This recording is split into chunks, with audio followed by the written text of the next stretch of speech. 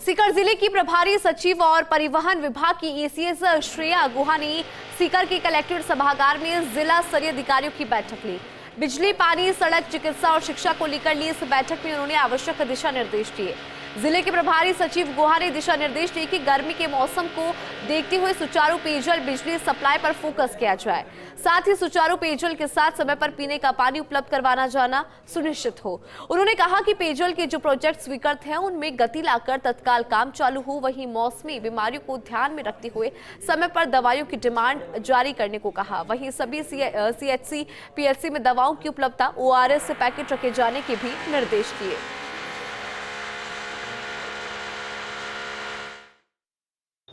मैंने कलेक्ट्रेट का, DC office का, नगर परिषद का, यूआईटी का, चारों का मैंने निरीक्षण किया है और रोडवेज के डिपो का भी किया है।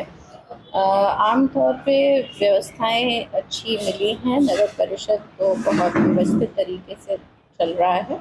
कुछ यूआईटी में पदों की समस्या है, तो मैं जयपुर में भी जो प्रिंसिपल सेक्रेटरी यूडीएच है उनसे भी बात करूँगी कि कुछ यहाँ पे स्टाफ और बढ़ाया जाए।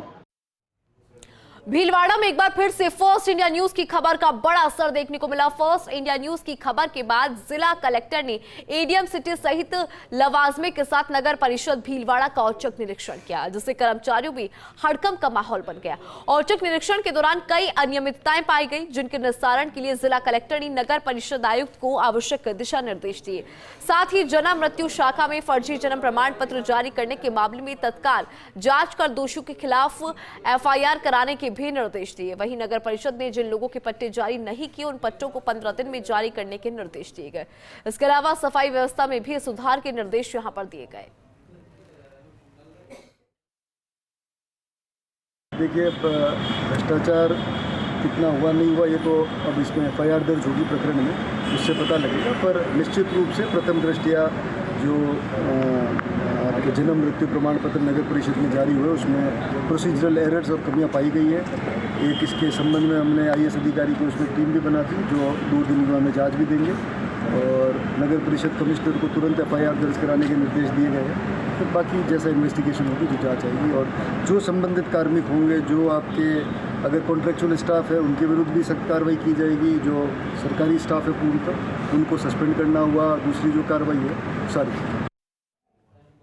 देखिए, मानसून को देखते हुए हेरिटेज नगर निगम पानी की आफत से निजात दिलाने की तैयारी कर रहा है। इसको लेकर हेरिटेज कमिश्नर अभिषेक सुराणा ने मैराथन बैठक ली और सभी जोन उपायुक्तों सहित अन्य अधिकारियों को राहत कार्यों की तैयारी के निर्देश दिए गए। निगम मुख्यालय में हुई रिव्यू मीटिंग में आयुक्त अभिषेक सुराणा ने सभी जोन्स और मुख्यालय उपायुक्त को आगामी मानसून सीजन को देखते हुए तैयारी में जुटने के निर्देश दिए।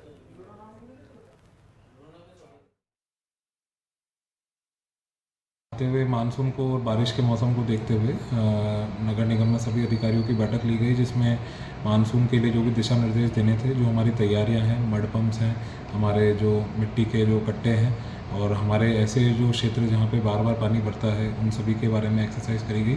साथ ही नालियों को साफ़ करने के भी निर्देश दिए गए। जहाँ भी नालियाँ चौक हो गई है नई सड़कों के बनने से या सीवर चौक हो गया है, उसको लेकर वार्डवार एक विशेष अभियान के भी निर्देश दे दिए गए हैं ताकि 30 मई से पहले हम सभी ये काम करा लें।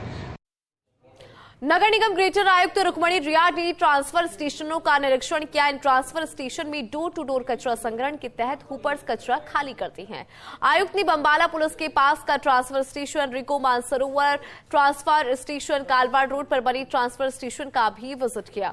इस दौरान अधीक्षण अभियंता नितिन शर्मा, उपायुक्त गैराज अतुल शर्मा भी मौजूद रहे। आयुक्त ने ट्रांसफर स्टेशन की डेवलपमेंट सहित आधुनिकीकरण के साथ साथ कचरे के मैनेजमेंट के भी निर्देश दिए। साथ ही ने ट्रांसफर स्टेशन विकसित करने के लिए स्थानों को चिन्हित करने के भी निर्देश दिए।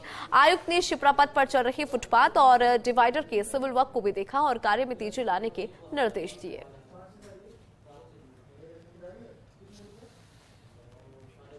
संभागीय आयुक्त वंदना सिंघवी ने बीकानेर में नगर निगम कार्यालय का औचक निरीक्षण किया। उन्होंने समस्त व्यवस्थाओं को 19 मई तक सुव्यवस्थित करने के निर्देश दिए।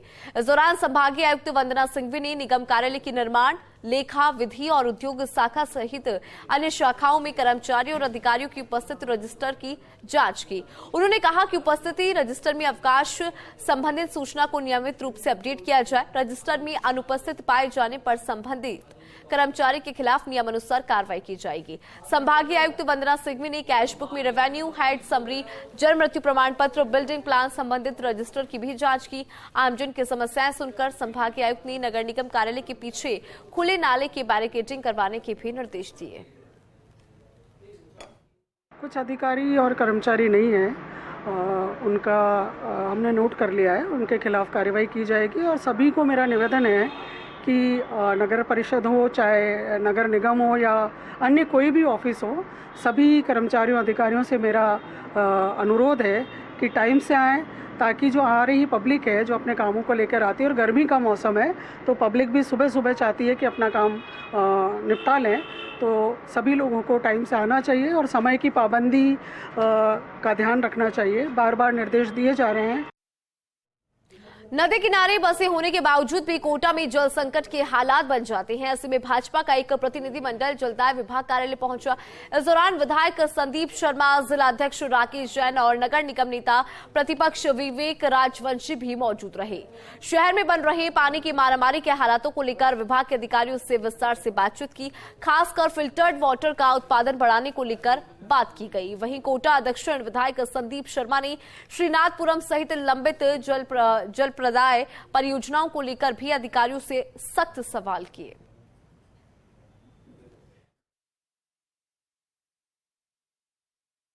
सैंक्शन हो गए, वो काम रुका पड़ा है, तो इन सारी चीजों को लेकर बात की है और तुरंत जो है उस 25 करोड़ के काम में जहाँ पाइपलाइंस डल गई हैं उनको रिस्टोरेशन की बात हुई है और तुरंत डीपीआर बनाकर उसको पेश करके और जल्दी इसके टेंडर लगे, जिससे आगे आने वाले साल 2 साल के अंदर, 2-2.5 साल के अंदर लोगों को पर्याप्त मात्रा में अच्छा पानी मिल सके, इस और प्रयास। जोधपुर की बेटी दिया जैन ने सीबीएसई 12वीं में 98% अंक प्राप्त कर अपने परिवार ही नहीं बल्कि पूरे जोधपुर का मान बढ़ाया है। दिया जैन के इस उपलब्धि पर परिजनों में खुशी का माहौल है। वहीं दिया जैन ने सफलता का श्रेय अपनी माता, पिता और शिक्षकों को दिया है।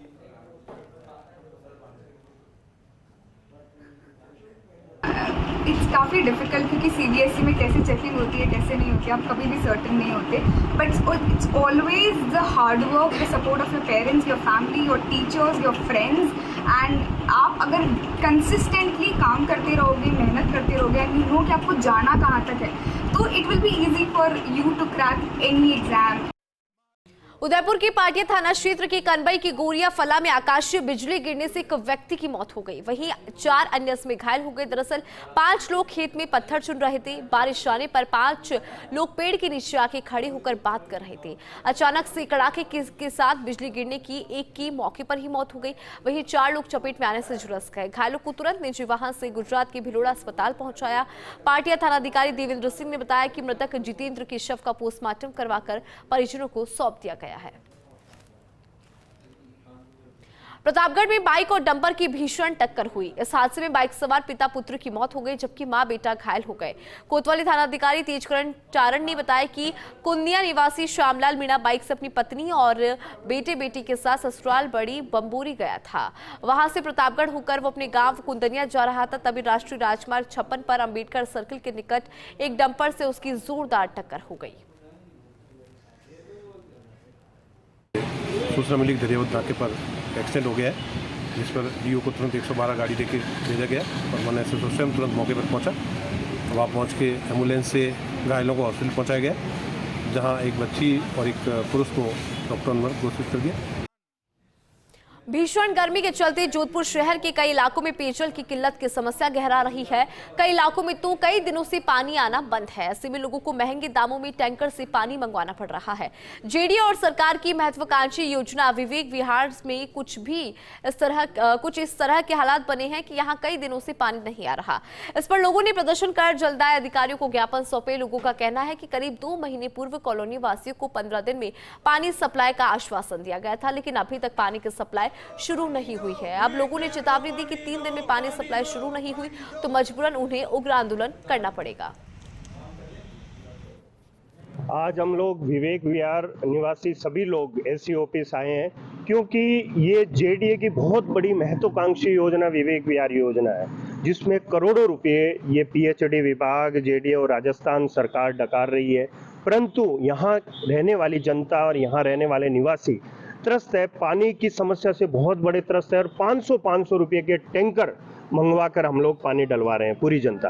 और अब वर्तमान में ये स्थिति है कि सब ये पूरी निवासीगण, पूरी पब्लिक, हम लोग जयपुर तक गए हैं फाइलों के पीछे और टंकियां बन गई है, पाइपलाइन डलवा दी है ठेकेदार ने और टेस्टिंग भी हो गई, लेकिन इन कर्मचारी अधिकारियों की उदासीनता के कारण ये पानी सप्लाई नहीं हो पा रही है।